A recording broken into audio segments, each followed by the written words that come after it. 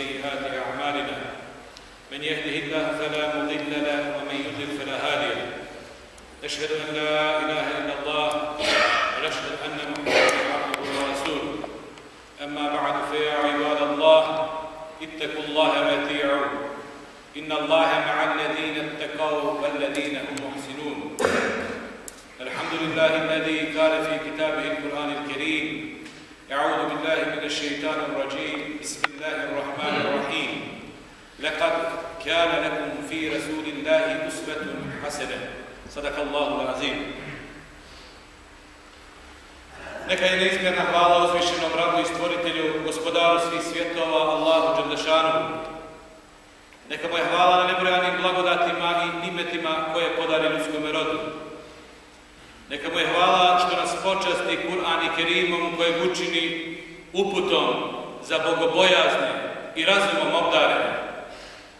Neka je salavat i selam na naših poslanika i milenika Muhammeda sallallahu alejhi ve sellem, na njegovu časnu porodicu, njegove ashabe i na sve one koji slijede pravi put do sudnjega dana. Neka je Allahova Đelešanu uputa na sve one koji su zalutali i koji traže pravi put. Poštovana braćo, nakon zahvale Allahu Gospodaru svjetova i salavata na poslanika alejhi selama, želim da iskažem zadovoljstvo da sam danas prisutan ovdje u Pljevlju.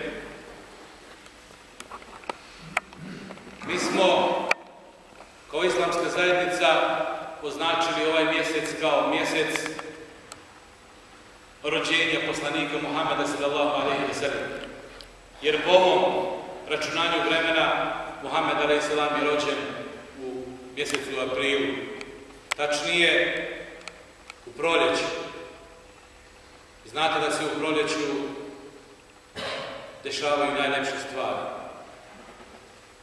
Početak života i u proljeću. Kad izađemo iz zime i ponovo sve postaje nekako življe. Sve oživi na neki način. A i znate da je Muhammed alejhi selam rođen 570. ili 571. godine. Neki kažu tako, a hidžetsko računanje vremena je počelo u 622. godine. Da je on prešao iz Mekke u Medinu. Tako da je rođen u proljeću i u mjesecu aprilu rođen. Zato smo ovoga mjeseca poduzeli niz aktivnosti kako bi na jedan dostojanstven način ove godine po prvi puta obilježili i nadam se u buduće nastaviti projekat, jer u mnogim zemljama islamskog svijeta je ovaj projekat odavno uspostavljen i on se kao takav primjenjuje. Bila je naša ideja, možda se sjećate da mjesec april, odnosno ljude koji su pisali o poslaniku alejhi selamu koji se rodio, tražimo da se ti ljudi uvrste u literaturi države u kojoj živimo, a i da se na neki način obilježe nekim datumom koji bi mogao da bude praznik za muslimane u Crnoj Gori. Ta ideja je pogotovo dobila kod nas na snazi onog momenta kada su počeli da pričaju o tome da rađanje Njegoša treba da bude praznik u Crnoj Gori. Mi nemamo ništa protiv velikana i ljudi koje drugi narodi smatraju svojim velikanima. Ali one koji su dokazano bili neprijatelji naše vjere i našeg naroda, ti ljudi ne mogu biti nešto što će muslimani prihvatiti kao svoj praznik. To je bilo kontra zahtjev islamske zajednice da se uvrste pisci koji su pisali o poslaniku Muhammedu alejhi selamu ako može Njegoš, zašto ne bi mogao jedan Hafiz Ali Gašević, koji je napravio spjev o poslaniku Muhammedu a.s., koji je inače rođen u Crnoj Gori u Nikšiću, koji je kasnije živio u Kolašinu, imao je takvu sudbinu kakvu je imao i kakvi su mnogi naši preci, nažalost, imali, tjeran bio od mjesta do mjesta, prvo iz svog rodnog Nikšića, kasnije iz Kolašina, gdje je i napisao čuveni Mevlud, spjev, hvalospjev o poslaniku a.s., da bi svoj ovozemaljski život okončao u Bijelom Polju. Kao drugi značajan narod, muslimanski narod u Crnoj Gori, pored Bošnjaka, su svakako Albanci. Interesantno je da je spjev, hvalospjev, Mevlud o poslaniku Muhammedu a.s. na albanskom jeziku isto tako uradio čovjek koji je iz Crne Gore, po imenu Hafiz Ali Riza Ulčinaku iz Ulcine. Tako da ta dva čovjeka spojiti u jednom i obilježiti neki datum na kome bi mi mogli, ako hoće oni drugi da slave svoje pretke, velikane, pjesnike, jer često puta oni o Njegošu govore kao dobrom pjesniku, da smo i mi imali pjesnike sa naših prostora, iz naših krajeva, koji su maltene ušli u svakoj kući i čiji su se stihovi čitali, učili, kako god hoćete, u skoro svakoj muslimanskoj, bošnjačkoj ili albanskoj kući.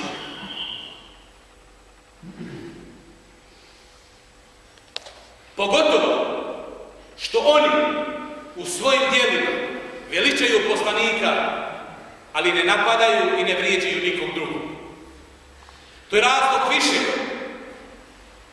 za razliku od Njegoša, koji u svom djelu tako uvredljivo govori o islamu i muslimanima. Izvinite ako kažete da govori o Turcima. Turci su naša braća, ali Muhammed a.s. nije bio Turčin. Ako neko kaže za njega i vrijeđa ga, onda je to vrijeđanje svih muslimana, pa i nas u Crnoj Gori. Ako neko može da kaže da zaudara zemlje Muhammedom, to je jedna od najvećih uvreda koja može da se desi na račun naše vjere. To nema veze sa Turcima, ima veze direktno sa islamom. Ako neko kaže da riče Odža na ravnom Cetinju, to opet nema nikakve veze sa nijednom nacionalnom zajednicom. Isključivo sa vjerskom, jer je Odža, ne Odža, nego Odža, ima svim muslimanima, u svim etničkim skupinama i zajednicama. Tako da smo ovaj mjesec pokrenuli niz, kažem, aktivnosti danas u Pljevnima, večeras veće Ilahi i Kasida. Započeli smo jednom hajli akcijom ovaj mjesec, prije 2-3 dana, ne znam. U Herceg Novom smo otvorili mešćin. Jednu kuću koju smo kupili, mi kao islamska zajednica, i tamo imamo imama koji klanja džume, koji podučava djecu u vjerskom pouku. I nakon 300 godina imamo ponovo imama i imamo džamiju, odnosno mešćin i mjesto gdje ljudi mogu da padnu Allahu dželešanu na seću. Nakon 300 godina. Sa time je bio početak ovoga mjeseca. Draga braća,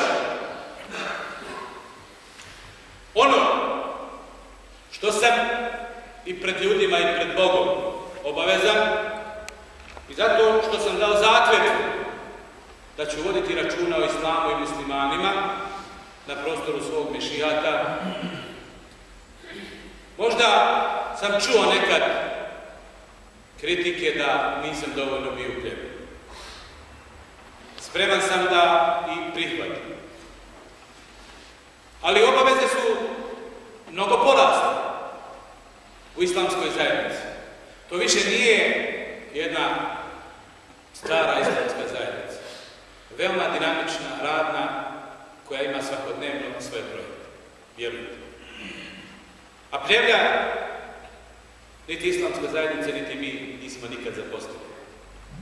Uzmite samo ovu medresu koju ima. Dali smo 2 generacije. Ove godine 3. Okobovo. Imali smo učenika iz vašeg grada. Jedan je učio ezan dok sam ja trebao da držim hudbu, pa me postakao na to. Ono koliko trenutno imamo učenika u medresi i one 2 generacije koje su izašle iz njih, više je medresanata nego od 2. svjetskog rata pa do danas, koji su muslimani u Crnoj Gori imali. Za samo nekoliko godina. Mladih ljudi. To je jedan od najvećih naših uspjeha.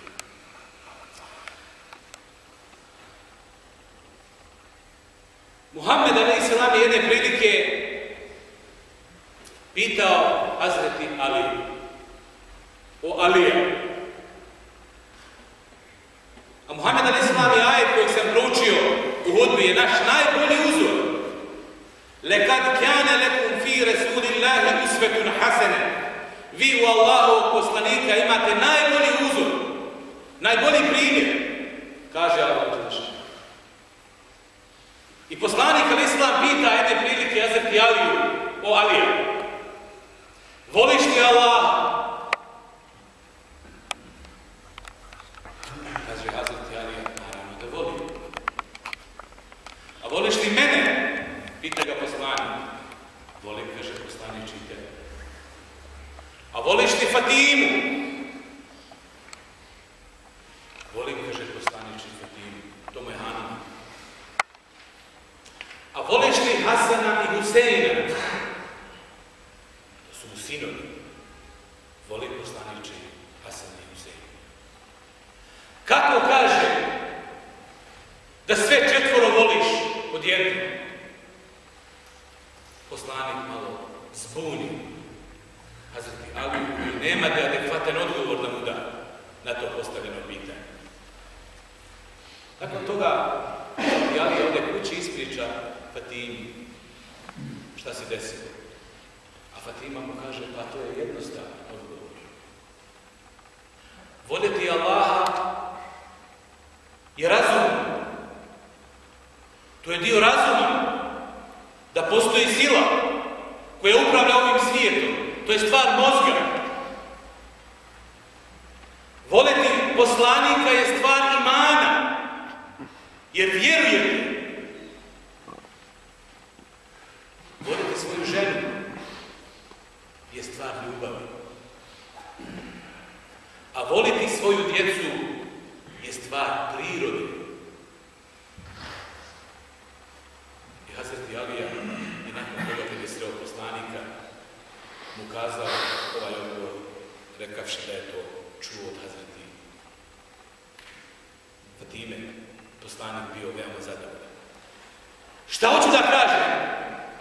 Hoću da kažem da ja ni jedan odbor ne dijelim, vjerujte.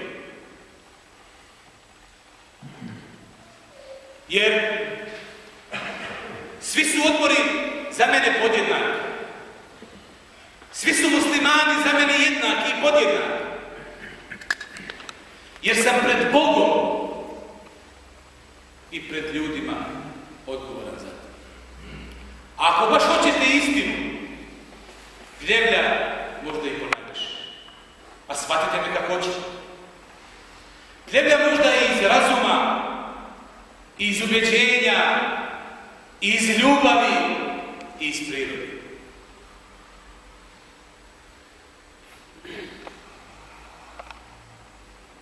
Došla je jedna grupa filozofa kod Mevlane Dželaluddina Rumija da ga nešto pita. Ovo je bio zauzet i pošalji kod nekog drugog, tamo čovjeka svog prijatelja, muderisa. I oni dođu do njega. Kako ulaze, tamo vide oko njega njegove talebe, učenike koje on podučava. I jedan od tih učenika ima čepić u rukama, tri, od zemlje. I oni kažu, ovi filozofi, da su došli da pitaju nešto ovo. Uderi se. Kaže, pitaj. Ja vam kaže 3 pitanja. Recite. Kaže, prvo, kako kaže vjerujete u Allaha, ne vidite? Dobro, kaže, pitaj dalje. Kako kaže, pričate i govorite da će šejtan biti kažnjen vatrom, da će sve biti kažnjeno vatrom na idućem svijetu, pa i šejtan. Ako je šejtan stvoren od vatre, kako može biti kažnjen vatrom? Kako ga može to oboliti vatra? Nekoga koji je od vatre. Može li vatra da gori vatru?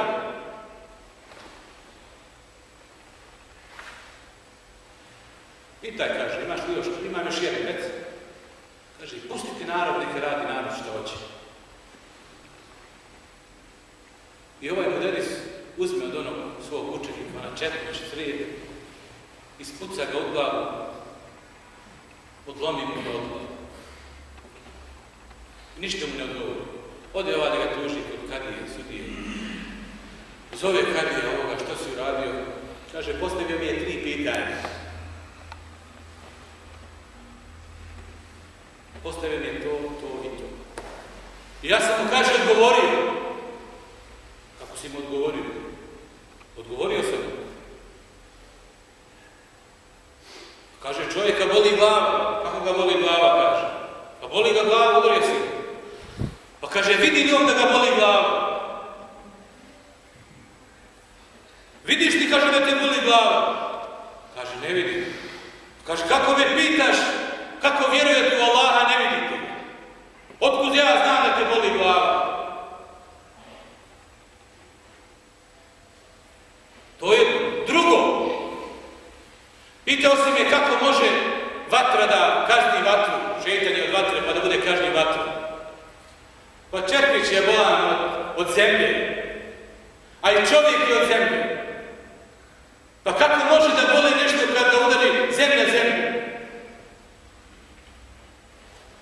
I treće, rekao si, pustite ljude da rade što hoće. Eto i meni tako čefnulo se da radim ja što hoću, pa te ja spucu.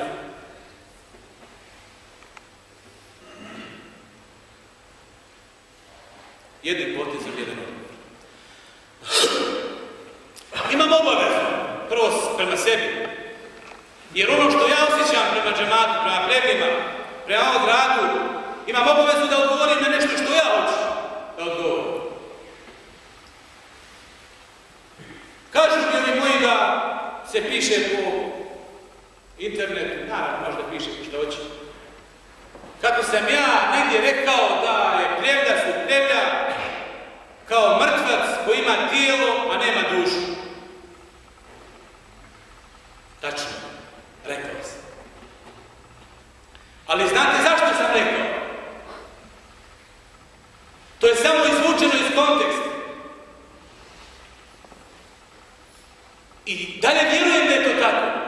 Ali ne vi plevljaci, ne vi muslimani konkretno plevlji, nego je za mene bila plevlja koja su imala dušu. Ona plevlja od prije 30-40 godina, pa skoro do 90-ih, kad ste vi dominantno bili većina u ovome gradu. Kad je ovo bio centar bošnjačke islamske kulture, to je bio grad pun duše. A ko će mi reći da današnja plevlja imaju tu dušu koju su imala nekada? Prije nego što su etnički očišćena. Pa znate li vi da smo mi do prije 20 godina ovdje imali 2 odbora islamske zajednice? Jedan odbor islamske zajednice je Plevlja, a drugi odbor islamske zajednice je Bukovica. Bukovice u 90-ih godina potpuno očišćene. U stvari uprljane. Jer ne mogu koristiti etničko čišćenje. To je etničko prljanje. Ne može biti čisto nešto kad terate nekog sa svojih ognjišta, kuća. Muslimani su primorani iz ovog grada da ga napuste, da odu. Zbog raznih pritisaka. Konstantno od 2. svjetskog rata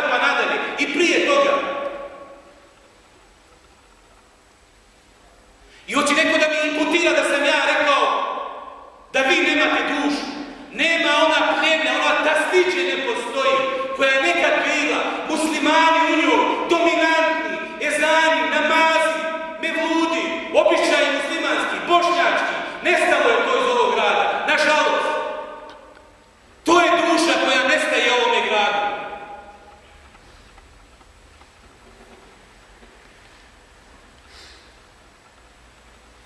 Druga stvar,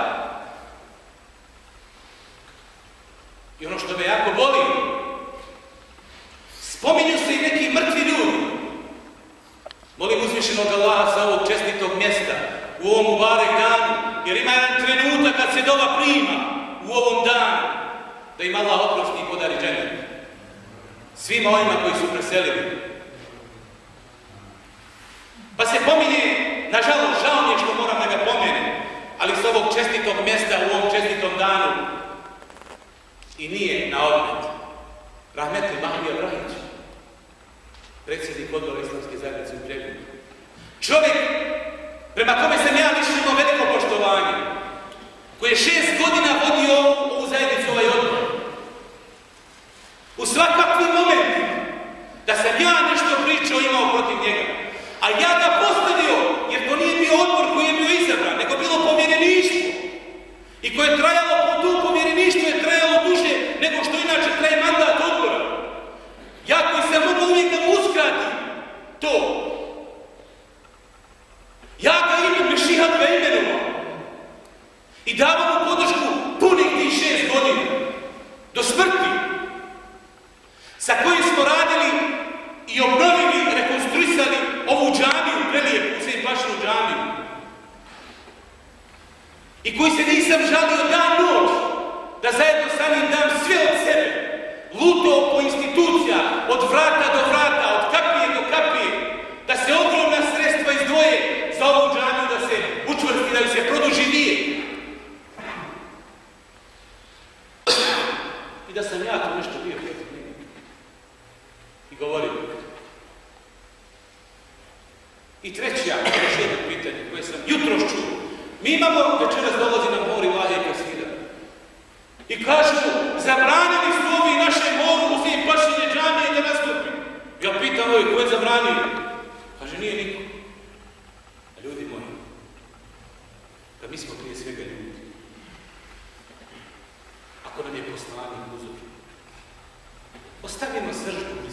ostavimo sržbu sa strane.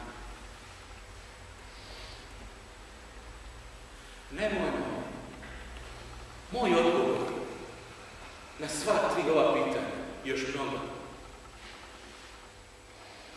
nije četnič koji se lomio u glavu, nego je metodist. Poslanik Ali Islam je rekao, jer sam recitirao da nam je uzor. Inne kidbe min ebvadi nifaq. Doista je neistina kapija licemjerstva. A da ne ulazim i da pričam o licemjerstvu, jer se zna gdje mu je mjesto. Ja vas gledam sa ovog mjesta danas, pa sam takvu informaciju dobio, ne znam koliko je tačno, da ste svi džemati ste se sakupili ovdje u klanjanju.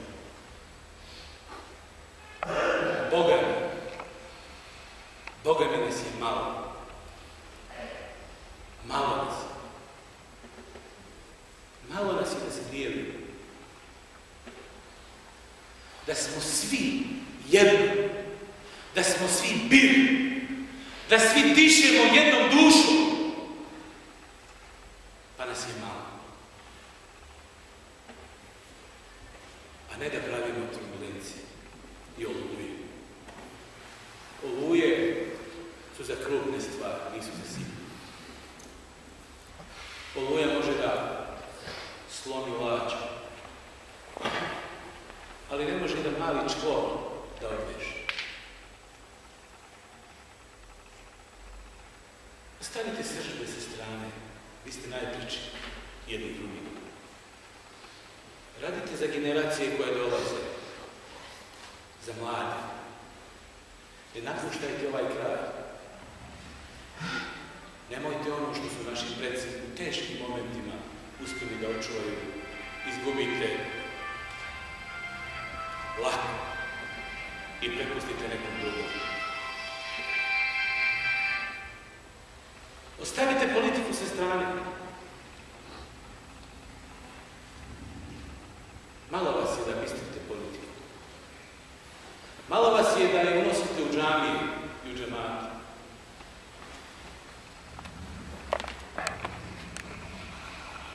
Ovdje je Božja riječ najpreče od svega. Nemojte da se zloupotrebljavate vjerske objekte za promovisanje politike. Izbacite to. Jer politici ovdje nije mjesto. Ovdje je mjesto islamu, našoj časnoj mjeri. Koliko samo danas ovdje ima ljudi iz različitih političkih partija, opredjeljenja, ubiđenja. Kad se raziđete kući, onda poslovima, svako ima emocije prema nekom i to je potpuno prirodno. Ljudi imaju emocije. Ali poštedite instituciju islamske zajednice, koja je trajna kategorija. Za ovo što je prolazno. Za ovo što nastaje i nestaje. Vjera je, vjerska institucija je trajna kategorija. Silsila, ova naša zajednica ima silsilu, vezu, liniju do poslanika ali islama. Do samog poslanika. Prema tome, treba nam više nego ikada jedinstvo. Molim uzvišenog Allaha dželešanu da nam podari jedinstvo. Molim uzvišenog Allaha dželešanu da nas uputi na pravi put. Molim njega uzvišenog da nas učvrsti na tom putu. Molim uzvišenog Allaha dželešanu da nam se smiluje i podari svaki hajr i svako dobro. Našim merhumima, umrlima, magfiret, rahmet i oprost. Bela ina senem kelam, vabena nizam, kelam Allah i menem kelam, kema kara Bog,